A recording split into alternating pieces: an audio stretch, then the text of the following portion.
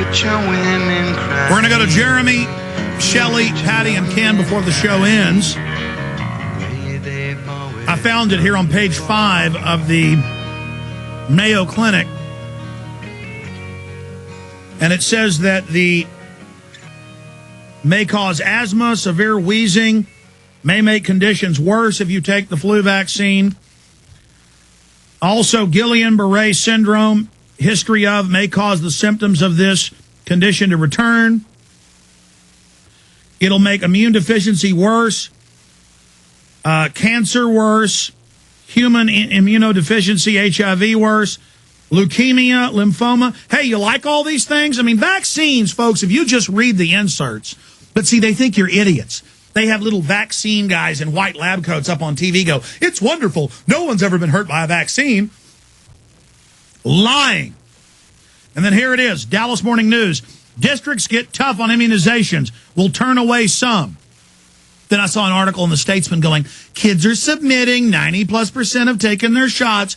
You will be arrested if you don't. Total lies. You'll be arrested for truancy because they will falsely kick you out of the government camp. Here's another one. H1N1 flu vaccinations could be here by end of the week. Austin Daily Herald. They're making the regular flu shot mandatory, but it's not mandatory. By the way, somewhere in my stack, I'm going to try to dig it out. I covered it yesterday some. They have mainstream British news with one of the inventors of the vaccine saying it doesn't protect you from cervical cancer and it can actually kill you and you shouldn't take it. Morally coming out against it. You'll never hear that on our news. They'll just have liars like Dr. Dina Dell will get up and tell you it's wonderful and good for you. I want to get into some financial news, then back into your calls. And more on the economic stimulus package. They're admitting, the White House had their pundits on CNN and MSNBC I was watching this morning going, well, we know it's unpopular to call it stimulus too because we've already taken trillions, but $400 billion's been paid back. No, they give trillions to the banks. They then loan the money back to the U.S. at interest. I mean, that's how the scam works. And then in some cases, they pay the money back. It's in the tens of trillions, not $700 billion. I've had congressmen on tape asking Bernanke, so you've loaned out the $700 billion over 30 times. And Bernanke's like, yes, but none of your business where it goes. They called that $700 billion, the way it was written, is a revolving credit line. So they just keep stealing it. And then they, through the banking, leverage it 10 times. And then leverage it again, and leverage it again, and leverage it again. Just like when the government launders $30,000 for a kilo of cocaine. They then leverage it at least 10 times out. You understand how banking works, folks? It's just diabolical. And then you've got them all over the news bragging, oh, the New World Order's here. Oh, it's so wonderful. You know, here's Agency French Press. U.S. economic decline forges New World Order. Oh, the carbon footprint of the U.S. is lowering as they go into depression. Oh, the new economy means you don't have a job. Oh, but we have a great economy. It's a jobless economy. I couldn't believe it 2 years ago when they said they were going to kill the dollar and set up a new SDR. You'll still have a dollar. It just won't be the world reserve currency. That means it's dead. You'll have regional currencies that are all randomly set every morning by the central banks to whatever, with the insider trading, gives them the biggest profits. The private banks that engineered the Ponzi scheme are now bankrupting the planet with an even bigger Ponzi scheme and giving themselves godlike power. But why not? If a convicted 14-time con artist, swindler, mercenary from Serbia can come in and take over a giant prison in southern Montana, and then even after it comes out, the city fathers say, we love him, we love felons, literally to my face. We don't care if he's a criminal, he can run things, and we're going to lock the town up and make money off of it. Why not have foreign offshore banks raping us and setting up carbon taxes? It makes my head spin. I mean, we've got to get angry and say no to all of this. But instead, corrupt government people from Hardin, Montana, to Austin, Texas, to big cities like New York City, to beyond, they're bought and paid for. That's why they're passing laws in Texas and in California and in Michigan saying you can't even have two neighbor kids over for breakfast or to even stand under your doorway in the snow, even if the parents of the neighbors say yes.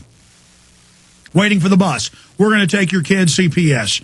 You can't sell eggs on the street corner. You can't have a garage sale. You can't do anything because you are a prisoner. Folks, America is now becoming a giant prison. They're openly announcing they're going to shut down the old web. They've openly handed over U.S. control to the UN of the internet. I've got those headlines up. In fact, Google the term, U.S. hands over control of internet. And it's positive articles. Oh, wonderful. No, it's not wonderful. Now it's a total private corporation doing whatever it wants that was built with our tax money. The serving system, the domain system, not the physical grid. Obama openly announces he's taking over the internet for your, quote, safety. But now they're openly saying they're beginning the phase out of the dollar. The world is moving out of dollars. They're not buying as much dollars. No wonder gold is up above $1,017. When it dropped down to $990 something, Ted bought a bunch of it. And he can sell it to you $20, $30 in the market under what it is now. Now, a month ago, he was selling it to you at $900 an ounce. You didn't want it then. Now it's over $1,000. Do you want it at 900 and something? I wanted to bring Ted up. Ted, what is it like for you to see open North American Union being announced, to see open world government, to hear openly that they're killing the dollar, to just see all this happening? Well, it's a saddening thing, especially considering the fact that I have children, and now my step grandchild is going to have to live through this. It makes me just, it gives me such a sickening feeling in my gut. But then I'm watching it right here. I mean, what do we have? We had 200 banks that had failed already this year that are on the books, at least another 100 more before the year is over. We just have a complete collapse of the United States dollar and its value. I mean, right now the dollar's down again. It's at 76.64. I mean, there just is not a lot of bright light on the horizon. And with this economic system that we have to take on more debt in order to bail out our problems. How is that ever going to help us? It just cannot help us. And Ted, the entire economy, the numbers came out, as you know, last week. Manufacturing, even light manufacturing, dead. They allow putting a hamburger together to be listed as manufacturing. I mean, I know. Putting videos in bags and shipping them to people is a manufacturing credit we've got here. Putting hamburgers together is a manufacturing credit, and that's even down. 245,000 people lost their job this month. I mean, more and more and more. And they say, oh, the new recovery means the foreign banks get rich and you're homeless. It's... What you're saying is that the Federal Reserve System is bailing out their friends. They're moving the money into the accounts, and they're moving away as the banks become examined. I mean, it's just ridiculous what they're doing. If you're not part of the good old boy club, your bank gets shut down. Unemployment numbers that the government's reporting now is up to 9.8%, up from 9.6%. That's right. I had some drunk pro-war guy in Montana tell me that the government had saved the banks and had taken all banks over. No. The big regulators from J.P. Morgan Chase, Goldman Sachs, and others on record go and shut down healthy banks and insurance companies and feed them into their mouth. The zombie banks are taking over the country. That's right, and we're getting a bigger and more wide complex. This military-industrial complex that you always hear about is becoming bigger and more powerful. Why do you think the President of the United States wants to give the Federal Reserve System more power? It's because he's being directed to do so. And that is going to destroy the value of our dollar. It's going to destroy our economy. It's going to just absolutely exactly, Ted. And while the average person is busy loving Obama or hating Obama, he doesn't matter. He's a puppet.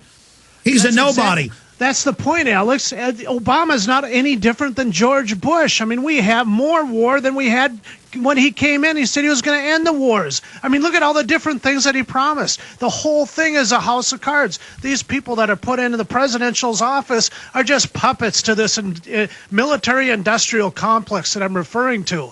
It's not like the person that we have elected as an official to represent us has really any say-so in the first place. But he serves as a distraction. They can build him up and make a big media spectacle out of it and then destroy him. And I watch CNN. Every report is about Latinos being discriminated against or blacks. Everything is about balkanation and division.